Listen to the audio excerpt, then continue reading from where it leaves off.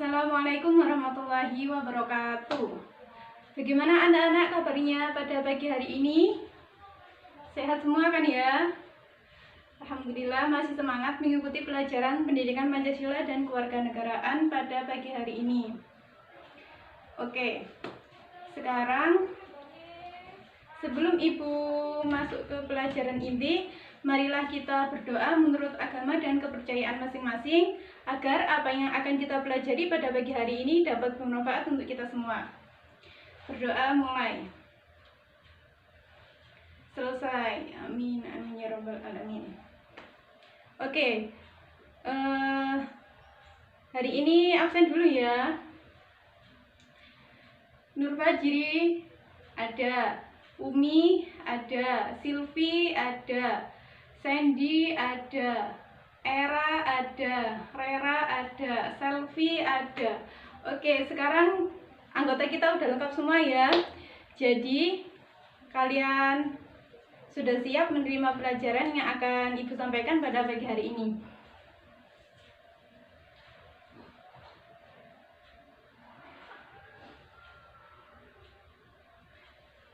Jadi pada pagi hari ini kita akan mempelajari mengenai pokok pikiran dalam pembukaan Undang-Undang Dasar Negara Republik Indonesia. Jadi sudah siap menerima pelajaran pada pagi hari ini? Ditulis dulu ya.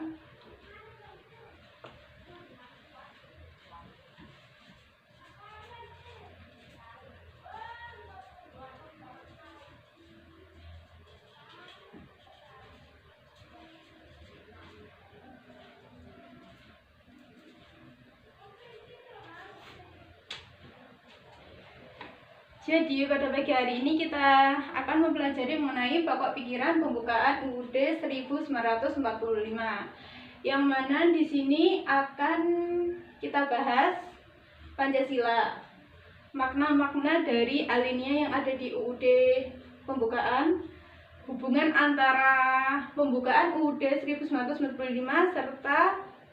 serta batang tubuh dan penutupnya. Jadi pada pagi hari ini kita akan membahas mengenai yang pertama, Pancasila. Yang kedua yaitu makna dari tiap-tiap alinea.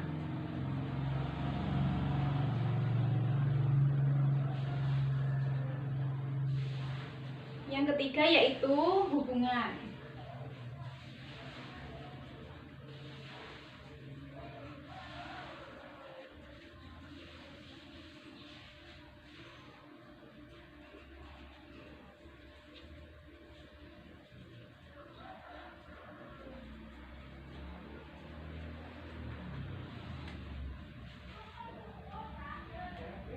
Oke, sudah siap menerima pelajaran yang akan Ibu sampaikan?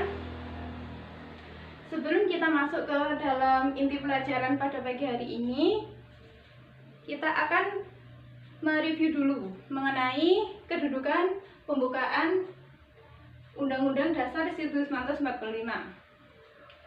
Menurut kalian, ada apanya sih yang ada di pembukaan UUD 1945 itu?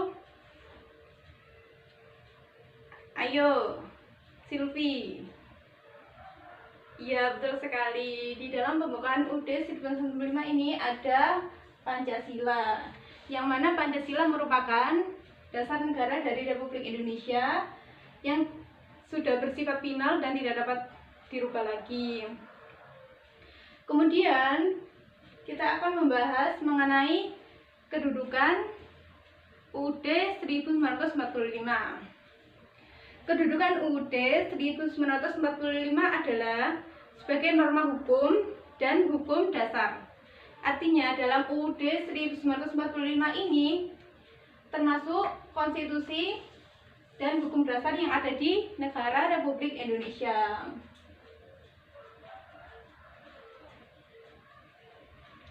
Kemudian yang kedua yaitu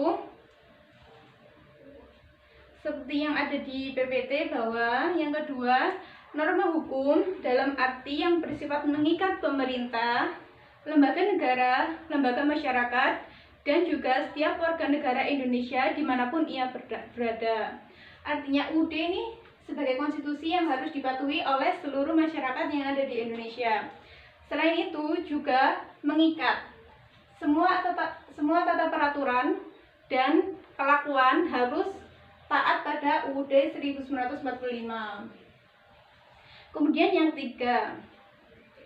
ketiga yaitu UUD 1945 merupakan sebuah hukum dasar yang berisi norma-norma dan aturan-aturan yang harus ditaati. Yang keempat yaitu Undang-Undang 1945 mempunyai fungsi sebagai alat kendali terhadap norma hukum yang lebih rendah seperti undang-undang, peraturan pemerintah, peraturan presiden, serta peraturan daerah. Sekarang kita bahas mengenai tata urutan peraturan Republik Indonesia berdasarkan pada Undang-Undang Nomor 10 Tahun 2004.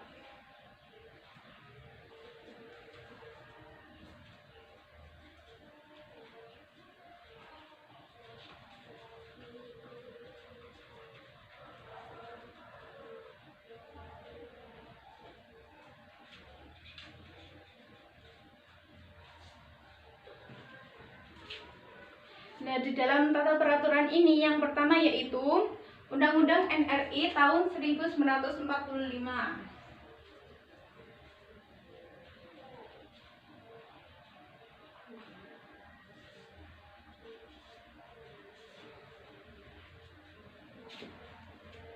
Yang kedua yaitu TAP MPR, yang ketiga UU, yang keempat peraturan pemerintah, yang ketiga Kepres, yang keenam Impres, yang ketujuh Perda.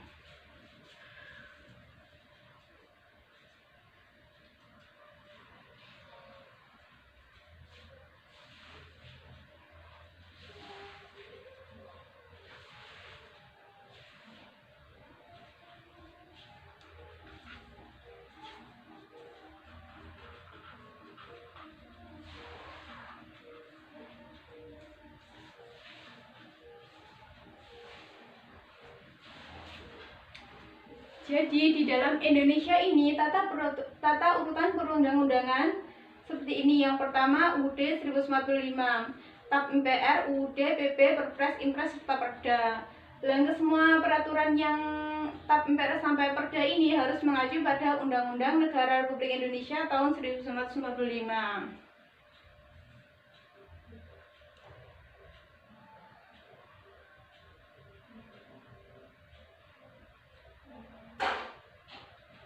Selanjutnya kita masuk kepada pembukaan UUD 1945. Mengapa pembukaan UUD 1945 tidak boleh dirubah? Ada yang bisa menjawab?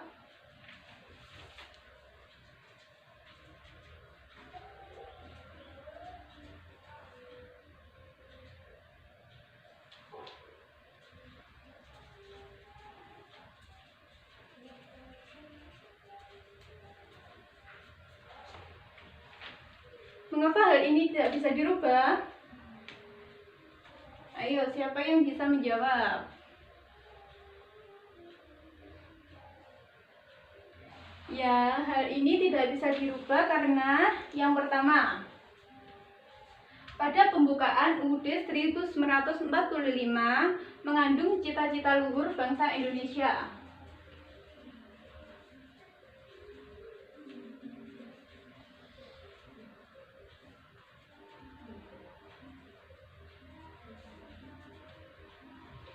Yang kedua yaitu memuat Pancasila sebagai dasar negara.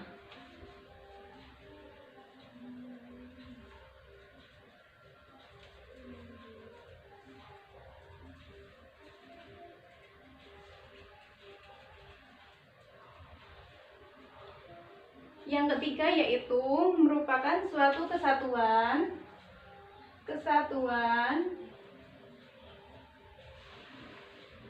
dengan proklamasi kemerdekaan.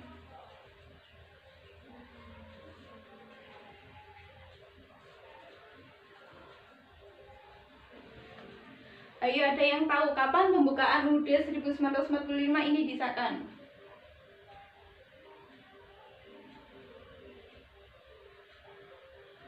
Jadi pembukaan UUD 1945 ini disahkan pada sidang PPKI. Yang pertama, kenapa tidak boleh dirubah? Karena mengandung cita-cita bangsa yang terdapat pada alinea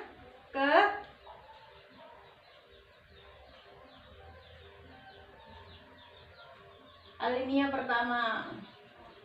Pancasila terdapat pada alinea keempat.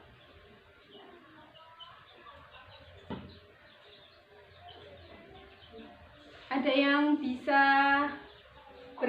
yang berani membacakan UUD 1945 di depan?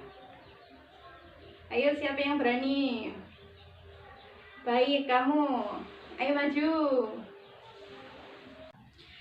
Saya, Bu. Saya akan membacakan, tapi lihat nggak apa-apa ya, Bu.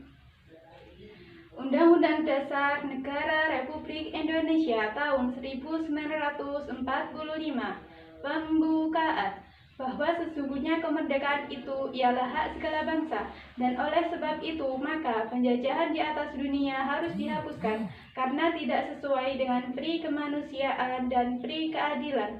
Dan perjuangan pergerakan kemerdekaan Indonesia telah sampailah kepada saat yang berbahagia dengan selamat sentosa menghantarkan rakyat Indonesia ke depan pintu gerbang kemerdekaan negara Indonesia yang bersatu, berdaulat, adil dan makmur atas berkat rahmat Allah yang Maha Kuasa dan dengan didorongkan oleh keinginan luhur supaya berkehidupan berkebangsaan yang bebas, maka rakyat Indonesia menyatakan dengan ini kemerdekaannya. Kemudian daripada itu, untuk membentuk suatu pemerintah negara Republik Indonesia yang melindungi segenap bangsa Indonesia dan seluruh tumpah darah Indonesia, dan untuk memajukan kesejahteraan umum, mencerdaskan kehidupan bangsa, dan ikut melaksanakan perdamaian dunia yang berdasarkan kemerdekaan kebangsaan Indonesia itu dalam suatu Undang-Undang Dasar Negara Indonesia yang terbentuk dalam suatu susunan negara Republik Indonesia yang berkedaulatan rakyat dengan berdasar kepada ketuhanan yang Maha Esa, kemanusiaan yang adil dan beradab, persatuan Indonesia, dan kerakyatan yang dipimpin oleh hikmat kebijaksanaan dalam permusyawaratan perwakilan, serta dengan mewujudkan suatu keadilan sosial bagi seluruh rakyat Indonesia. Terima kasih, Bu.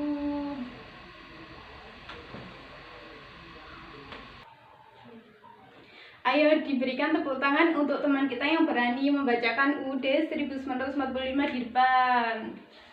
Bacaannya sangat bagus sekali. Kemudian karena tadi udah ada yang membacakan, kita akan kumpas satu persatu mengenai alinea yang ada dalam pembukaan UUD 1945.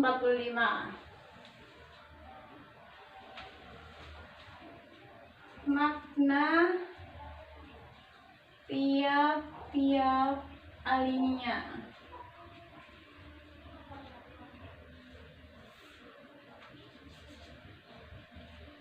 Ya, makna yang terkandung dalam alinea pertama yaitu setiap bangsa mempunyai hak untuk merdeka dan hak ini bersifat mutlak.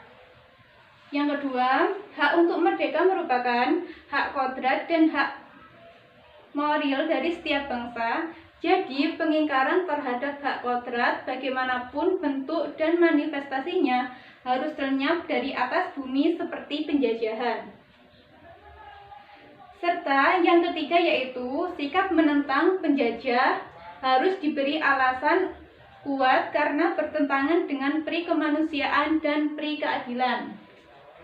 Intinya pada alinea pertama ini, semua bangsa Indonesia mempunyai hak untuk merdeka dari penjajahan.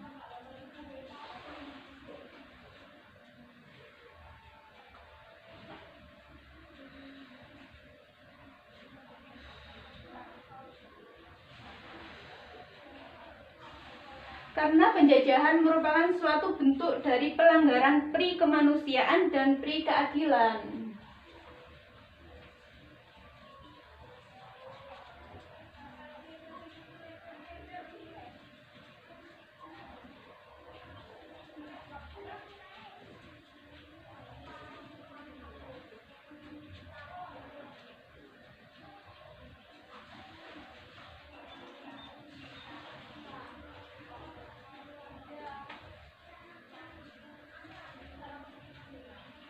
Ya, seperti ini. Ada yang ditanyakan mengenai alinea pertama.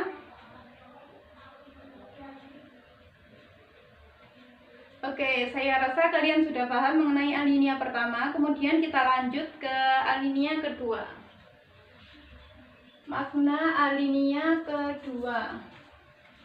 Dalam alinea kedua ini berbunyi, dan perjuangan pergerakan kemerdekaan Indonesia telah sampailah kepada saat yang berbahagia. Dengan selamat sentosa mengantarkan rakyat Indonesia ke depan pintu gerbang kemerdekaan negara Indonesia yang bersatu, berdaulat, adil, dan makmur. Sehingga kata penghubung dan yang menunjukkan adanya hubungan antara perjuangan kemerdekaan dan kenyataan adanya penjajahan terhadap bangsa Indonesia selama 3,5 abad. Pada kalimat 2 ini diawali dengan kata dan, yang bermakna antara kemerdekaan dan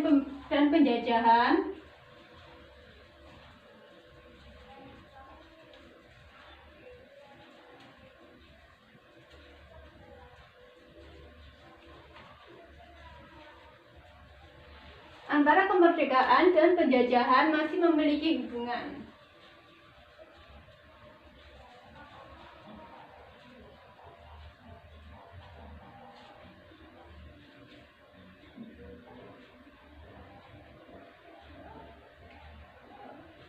Intinya, bangsa Indonesia dalam merebut kemerdekaan ini bukan dengan berpangku tangan dan belas kasihan dari Jepang, tapi juga berkat dari kerja keras dan kegigihan para pahlawan kita.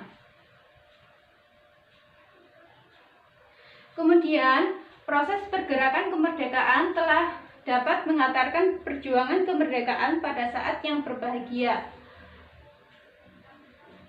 Kalimat dengan selamat sentosa memiliki landasan historis, yaitu saat yang sangat tepat sehingga berhasil memproklamasikan kemerdekaan pada tanggal 17 Agustus 1945 dengan lancar dan sukses. Dengan selamat sentosa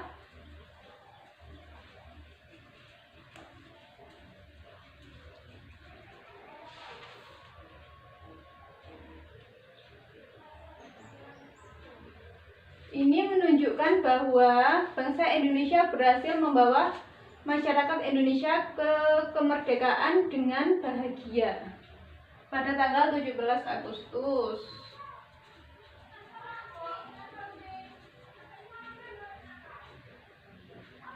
Kemudian kita lanjut.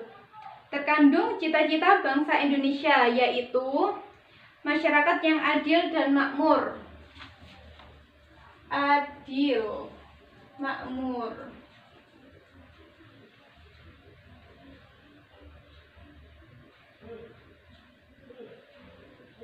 Selain itu juga terdapat kata kerja, yaitu merdeka, bersatu, berdaulat, adil, dan makmur. Merdeka.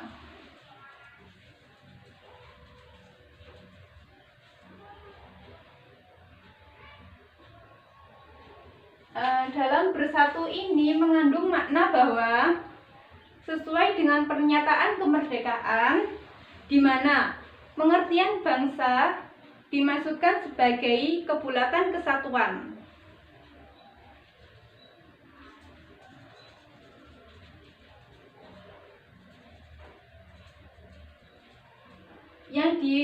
Yang disatukan oleh Negara Kesatuan Republik Indonesia, seluruh bangsa Indonesia.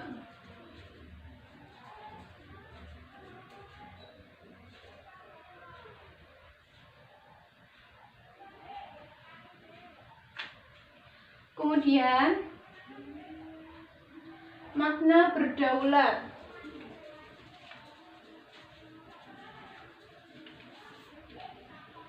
Berdaulat yaitu diartikan dalam hubungannya dengan eksistensi negara sebagai negara yang merdeka, yang mampu berdiri di atas kemampuannya sendiri, kekuatan dan kekuasaannya sendiri, berhak dan bebas menentukan masa depannya sendiri, dan dalam kedudukannya di antara sesama negara adalah sama derajat dan sama tingginya. Artinya bangsa Indonesia juga bisa berdaulat dengan kakinya sendiri. Hal ini dibuktikan dengan tidak adanya bantuan dari Belanda dalam proses kemerdekaan bangsa Indonesia.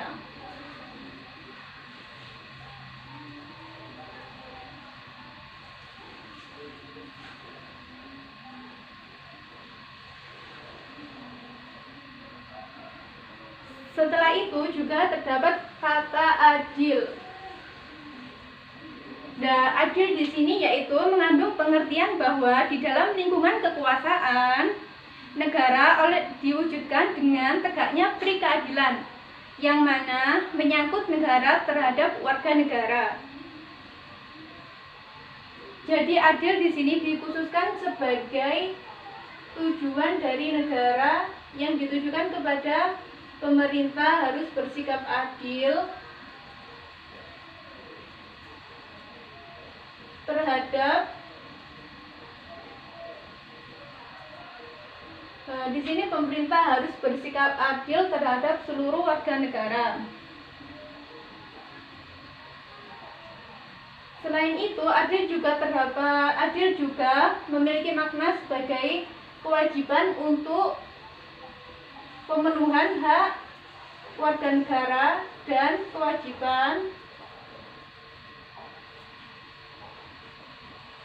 warga negara.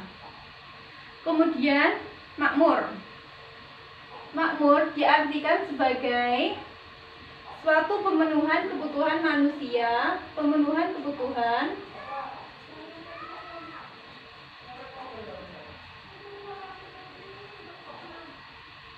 baik material, spiritual, maupun rohani. Jadi antara adil dan makmur ini memiliki kesehubungan, yaitu makmur ini dapat tercapai jika adil terlaksana. Sehingga makmur ini bisa juga diartikan sebagai terpenuhinya kebutuhan-kebutuhan dasar warga negara itu sendiri, seperti kebutuhan pokok makanan, sandang, adanya beras raskin, dan lain sebagainya. Sudah paham mengenai alinea pertama dan alinea kedua? Bagaimana? Apa yang belum dipahami dapat ditanyakan? Pinter sekali Mbak Safira, sudah paham. Selanjutnya kita masuk ke makna yang terkandung dalam alinea ketiga.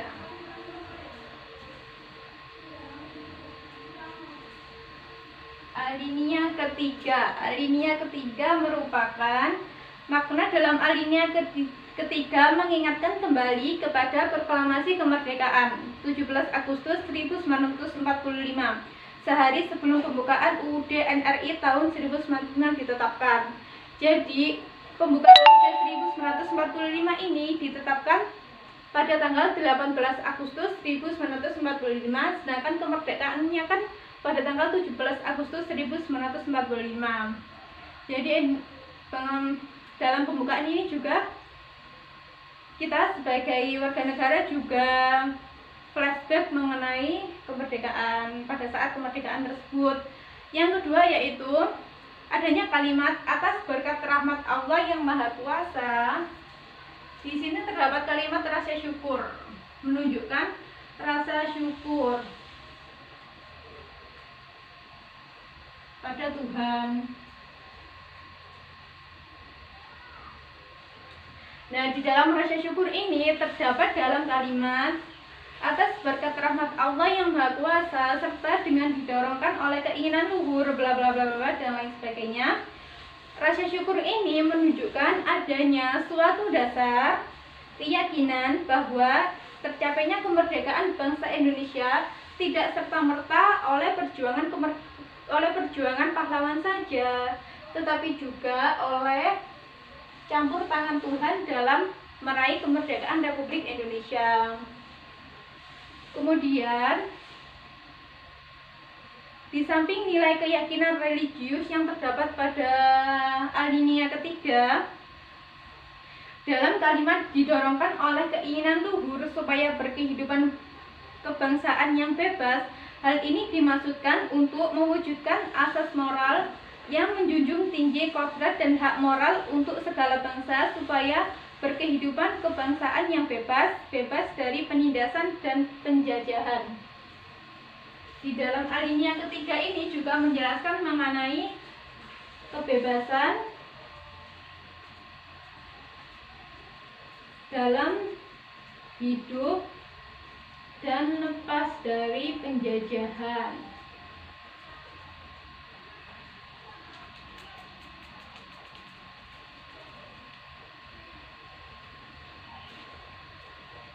Oke.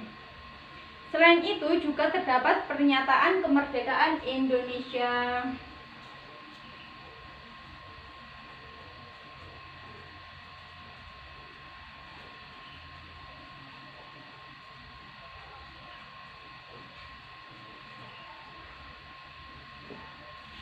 Sudah paham mengenai makna dari alinea ketiga? Ayo sekarang cepetan menjawab ya. Siapa yang membaca teks proklamasi 17 Agustus 1945? Jelas semua tahu karena jawabannya mudah sekali, yaitu Insinyur Soekarno.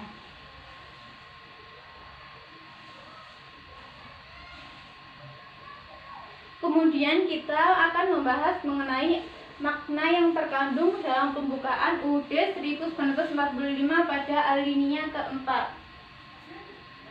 Pada alinea keempat ini memuat yang sangat fundamental sekali, yaitu yang pertama, Pancasila.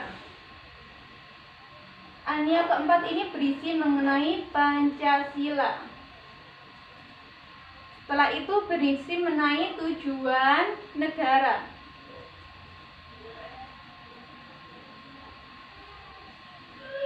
Kemudian berisi mengenai bentuk negara.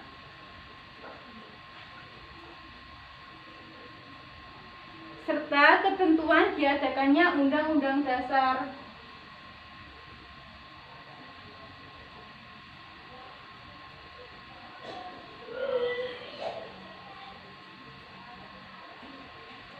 Yang terakhir yaitu adanya dasar filsafat negara.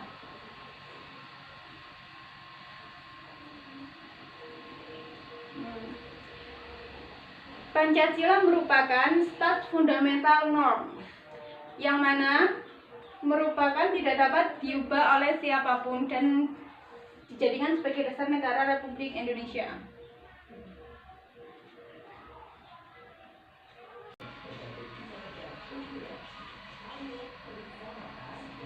Jadi di sini tujuan negara berdasarkan pokok pikiran pembukaan Undang-Undang 1945 yaitu ada dua, umum dan khusus.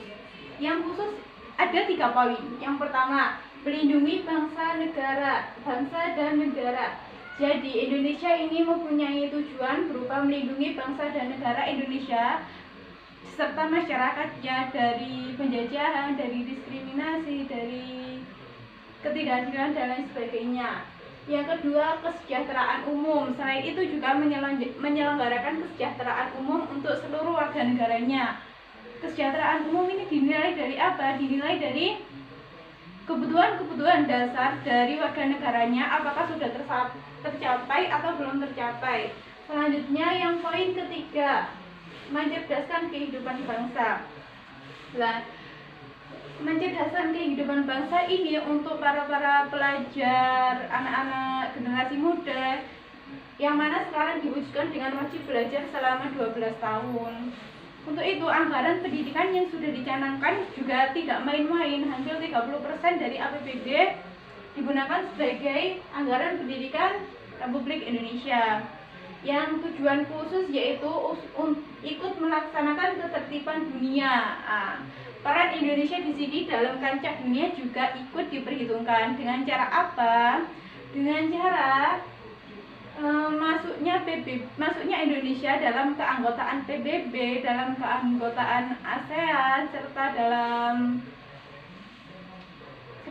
organisasi-organisasi internasional kemanusiaan seperti yang kemarin itu Indonesia juga ikut membantu Palestina dan lain sebagainya, serta yang kemarin yang terbaru itu Indonesia menampung warga Rohingya dari Myanmar.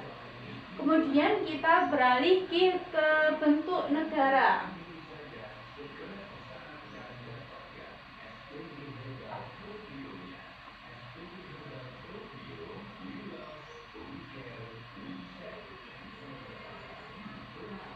Bentuk negara di sini seperti yang ada di PPT, bahwa bentuk negara Indonesia terdapat di dalam kalimat.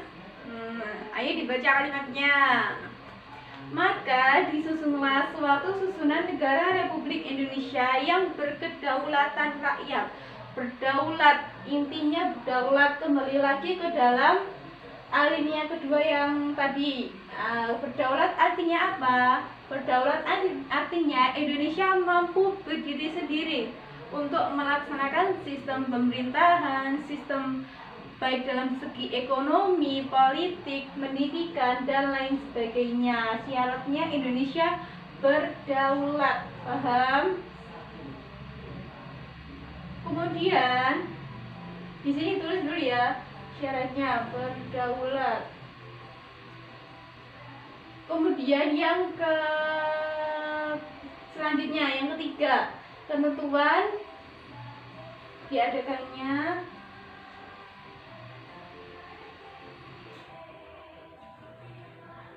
kemudian ini dasar filsafat.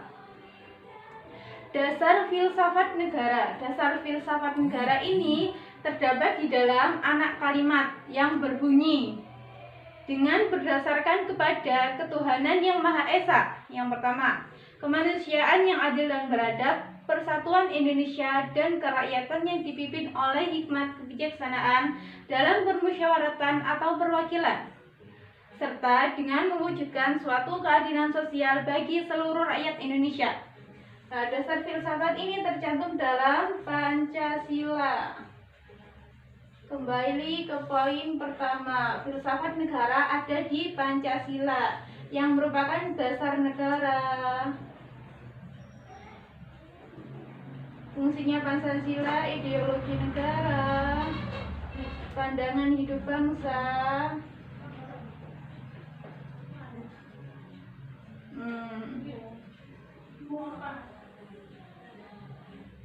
Dalam kalimat inilah kemudian termuat dasar filsafat Indonesia, Pancasila. Selanjutnya, jika diringkas ya, pokok pikiran yang terkandung di dalam pembukaan Undang-Undang Dasar Negara Republik Indonesia tahun 1945. Yang pertama, negara melindungi segenap bangsa Indonesia dan seluruh tumpah darah Indonesia dengan berdasarkan atas persatuan dengan mewujudkan suatu keadilan sosial bagi seluruh rakyat Indonesia. Yang kedua, negara hendak mewujudkan keadilan sosial bagi seluruh rakyat Indonesia. Yang ketiga, negara berkedaulatan rakyat berdasarkan atas kerakyatan dan permusyawaratan atau perwakilan. Selanjutnya, yang keempat, negara berdasarkan atas ketuhanan yang Maha Esa menurut dasar kemanusiaan yang adil dan beradab.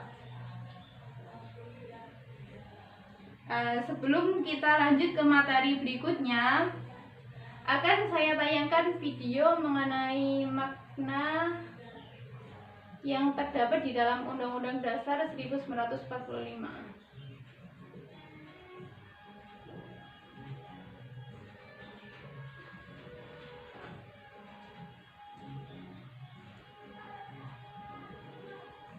Lihat ya videonya.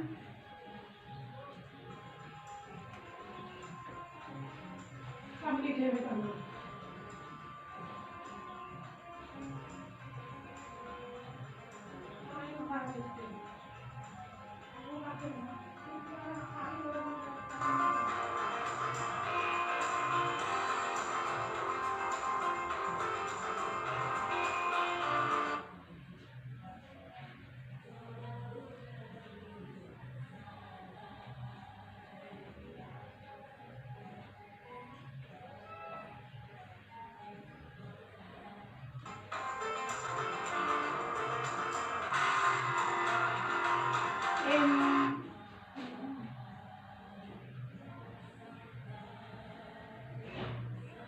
Ini videonya, maaf.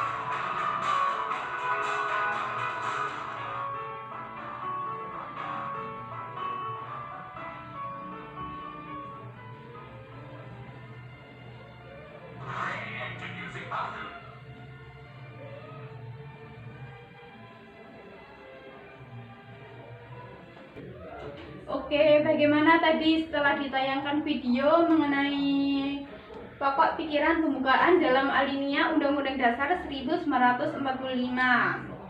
Apakah sudah paham atau makin bulti? Sekarang kita lanjut ke materi selanjutnya mengenai hubungan pokok-pokok pikiran dalam pembukaan Undang-Undang Dasar 1945 dengan sila Pancasila. Yang pertama di sini di dalam undang-undang disebutkan 4 hal. Yang pertama, adanya negara persatuan. Yang kedua, ada negara yang berkeadilan. Yang ketiga, ada negara yang berdaulat. Yang keempat, ada negara yang berketuhanan. Nah, di dalam poin-poin ini ada penjabarannya, ada hubungannya dengan sila-sila Pancasila. Seperti negara persatuan ini terdapat dalam sila ketiga. Negara keadilan terdapat dalam sila kelima. Negara yang berkedaulatan terdapat dalam sila keempat. Serta negara yang berketuhanan terdapat dalam sila pertama dan kedua. Selanjutnya kita masuk ke dalam inti dari hubungan alinea ke-1 sampai ke-4 UD 1945. Di sini alinea ke-1, kedua, ketiga memuat pernyataan yang tidak memiliki hubungan dengan pasal-pasal di dalam UUD 1945. Alinea ke-1, 2, dan 3 tidak ada hubungan dalam pasal-pasal yang ada di UUD 1945. Sedangkan alinea ke-4 ini terdapat hubungan dari setiap pasal. Kemudian yang poin kedua, alinea ke-4 membuat pernyataan mengenai keadaan setelah negara Indonesia terbentuk, dan alinea ini memiliki hubungan dengan pasal-pasal UUD seperti ini. Poin ketiga menyebutkan bahwa setiap alinea dalam pembukaan UUD 1945 mempunyai kesinambungan. Alinea pertama ini bersambung dari alinea kedua, yang mana alinea pertama diwujudkan dengan adanya alinea kedua. Alinea ketiga diwujudkan dengan adanya alinea keempat berupa hukum positif. Seperti yang ada di dalam poin 4 yang ada di PPT, bahwa nilai-nilai hukum kodrati alinea pertama diwujudkan dalam alinea kedua. Sementara hukum Tuhan dan hukum etis atau alinea ketiga diwujudkan dalam alinea keempat, yang merupakan dasar bagi pelaksanaan dan penjabaran hukum positif. Bagaimana untuk pertemuan kali ini, apakah sudah paham? Oke, sebelum saya menutup pelajaran pada pagi hari ini, saya akan memberi dua tugas. Yang pertama tugas individu dan tugas kelompok. Tugasnya seperti pada pertemuan sebelumnya, tugas individu merangkum kesimpulan yang telah dipelajari pada bab pokok pikiran pembukaan Undang-Undang Dasar 1945 yang harus dikumpulkan hari ini juga. Sedangkan tugas kelompok juga kalian akan dibagi menjadi 4 kelompok besar. 4 kelompok ini akan membahas masing-masing alinea di dalam pembukaan Undang-Undang Dasar Negara Republik Indonesia tahun 1945. Tapi untuk kali ini tidak diupload di IG, tapi diupload di YouTube. Untuk itu, kalian harus membuat animasi seperti pautan tadi yang sudah ditayangkan, yang dengan durasi yang agak lama beserta sejarah dan latar belakangnya. Nanti tugas ini akan saya ambil sebagai nilai tugas. Untuk itu saya harap kalian bisa bekerja secara maksimal pada tugas ini. Oke, untuk mengakhiri pertemuan kali ini, marilah kita berdoa menurut agama dan kepercayaan masing-masing. Berdoa mulai. Selesai. Amin. Demikian yang dapat saya sampaikan. Mudah-mudahan bermanfaat untuk kita semua. Kurang lebihnya saya mohon maaf yang sebesar-besarnya. Wassalamualaikum warahmatullahi wabarakatuh.